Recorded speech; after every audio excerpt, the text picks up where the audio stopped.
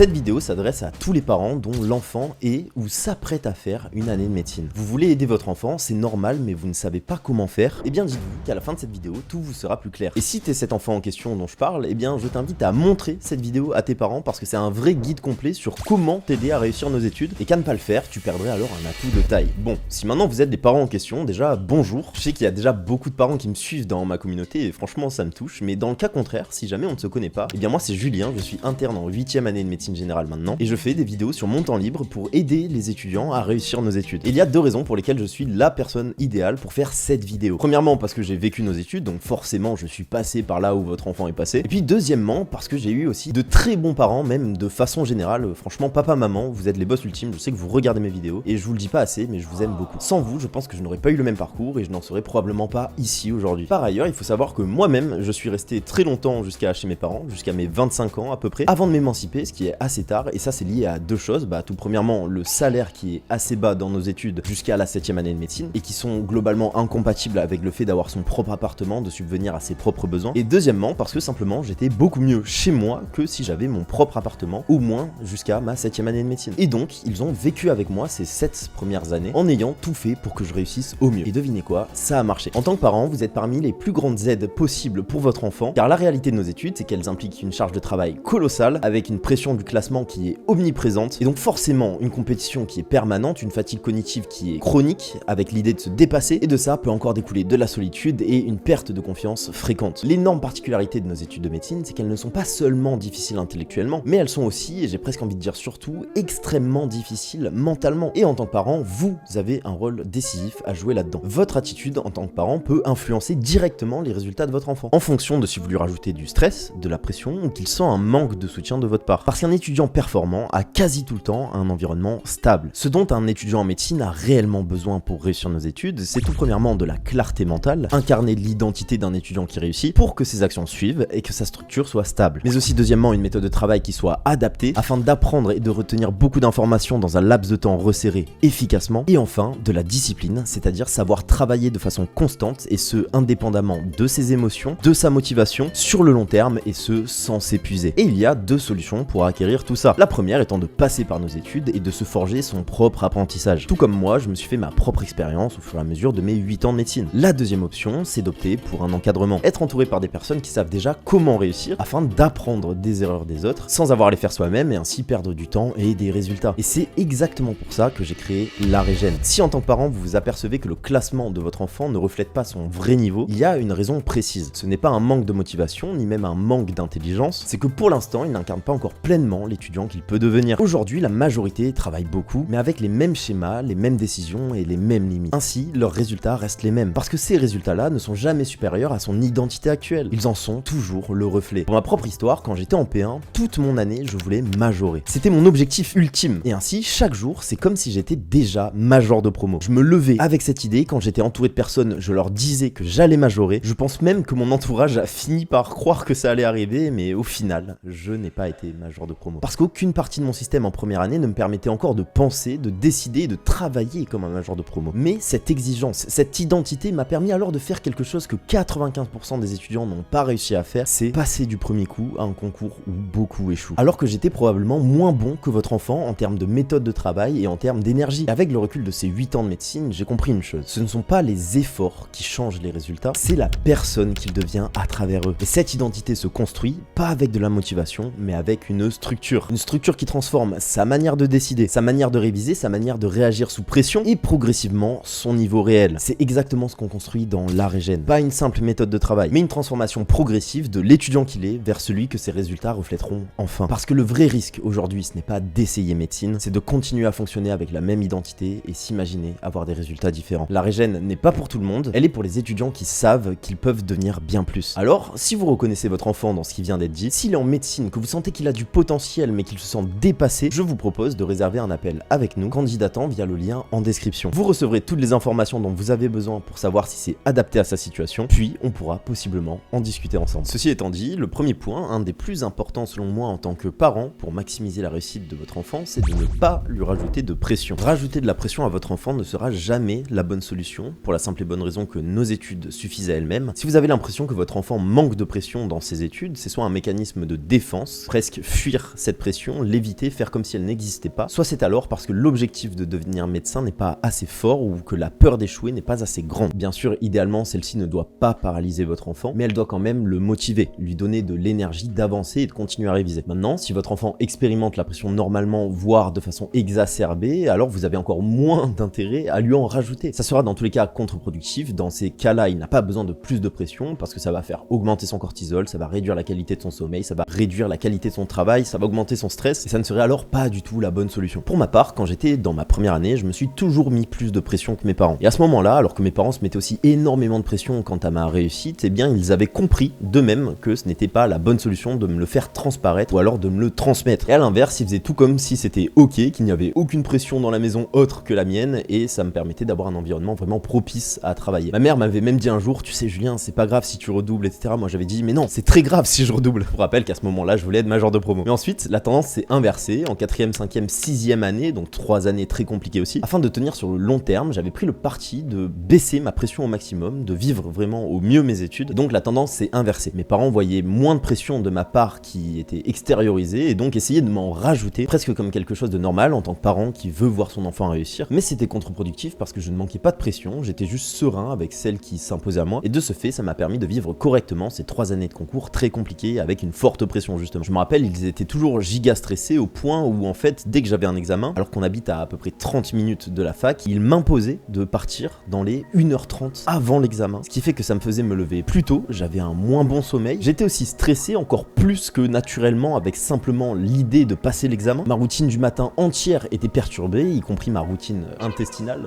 du transit on va dire. Je me rappelle, alors que j'étais aux toilettes, j'entendais mon père qui était déjà devant la porte à secouer ses clés et à souffler très fort afin que j'entende qu'en fait il était en train d'être agacé parce que justement je ne voulais pas partir 1h30 avant. Et donc je n'ai pas pu finir ma routine du matin et j'étais arrivé en hiver dans le froid 1 heure avant le début des examens, seul devant la fac, à attendre avec ma musique. Alors s'il vous plaît, ne faites pas ça, faites confiance à votre enfant quand il vous dit que quelque chose est mieux pour lui que ce que vous pensez qui est bon pour lui. Étant donné que c'est lui qui vit ses études, qui connaît la fac, qui connaît ses émotions et son ressenti, il sait d'autant mieux que quiconque ce qui est bon pour lui. Faites-lui confiance, même si vous avez l'impression qu'il se trompe. Et s'il se trompe, alors il apprendra de ses erreurs et vous pourrez lui sortir la fameuse phrase « Je te l'avais dit, j'avais raison ». Deuxième point important, et je vais parler un petit peu plus de vous là maintenant, il faut accepter que votre rôle soit limité. Et c'est normal. Mes parents avaient énormément de mal avec ce point-là, étant donné que forcément, comme tout bon parent, on a envie du meilleur pour nos enfants. Et ça, ils m'ont dit que très tard durant mes études, ils étaient presque quelque part frustrés de ne pas pouvoir faire plus pour moi. Mais en tant que parent, il faut accepter que vous ne pouvez pas réviser à la place de votre enfant. Il y a une partie du labeur qu'imposent nos études que vous ne pourrez jamais absorber. Et je sais que c'est frustrant de le voir tout donner, mais de ne pas pouvoir faire encore plus pour que ça soit plus simple ou pour qu'il soit plus efficace. Mais par contre, il faut que vous gardiez la face. Parce qu'on parle beaucoup de lui, mais je sais aussi que ça peut être très dur à vivre pour vous. Cependant, la meilleure chose que vous puissiez faire, c'est de ne pas lui montrer. Afin de garder cette figure de réassurance ultime auprès de lui, que vous puissiez continuer d'incarner ce pilier, cette stabilité à laquelle il pourra toujours se raccrocher quand il pourra expérimenter des événements imprévus, de la déception ou de la perte de confiance. Maintenant, troisième point que je voulais aborder avec vous, et peut-être un des plus importants, dites-vous que si vous deviez avoir qu'un seul et unique rôle à jouer envers lui, ça serait de lui faciliter la vie. Ça va faire plaisir à beaucoup de mamans je pense, mais vous devez en fait chouchouter votre enfant comme s'il était encore au collège. Lui faire à manger, lui faire ses courses, lui faire les machines à laver, payer ses factures, l'amener et le chercher à la fac autant que possible. Bref, vous devez agir comme un espèce de préparateur ou une préparatrice sportif, voire comme un coach dont les actions sont en fait dirigées vers le fait de maximiser la progression de son étudiant. Et ça, que votre enfant soit chez vous ou qu'il ait déjà son propre appartement. Lui faciliter la vie, on peut résumer ça comme en fait faire en sorte de lui économiser tout ce qu'il y a de primordial afin qu'il puisse effectuer le